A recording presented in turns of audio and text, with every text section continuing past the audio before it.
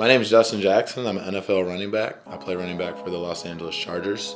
I'm a social justice activist as well as a Medicare for All activist.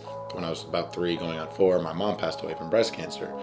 When I was older and I went back and I wanted to probe and ask my family, because I understand what a healthcare, event like that, a healthcare crisis like that, and someone's family can do to them financially, I wanted to kind of probe and understand what it did to my family financially, what it could have done, because I came from a middle-class family, 2 parents.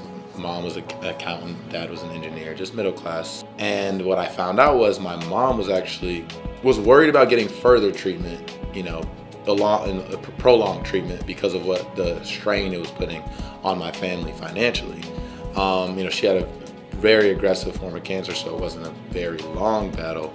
But if it had dragged on for a year and a half, 2 years, it would have completely, probably financially bankrupted my family, even though we had insurance, right? Even though we were that middle-class family. And so just looking back on that and understanding where my family was in that situation, and knowing that that same thing can happen to someone who is even less, financially able as my family was, that started to get me to understand why we have 500,000 people and families that go bankrupt every single year, right? Because they don't have healthcare, they don't have they're either uninsured or underinsured, right?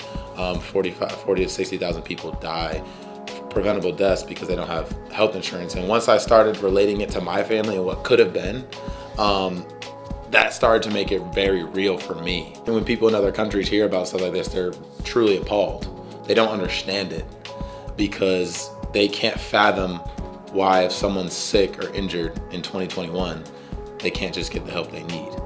But that is the reality in this country. They just don't want to change it. And that's the saddest part, is that they have the power in their hands to change it, to ensure that people like my mom, people like the 500,000 families that go bankrupt every year, that doesn't need to be the case.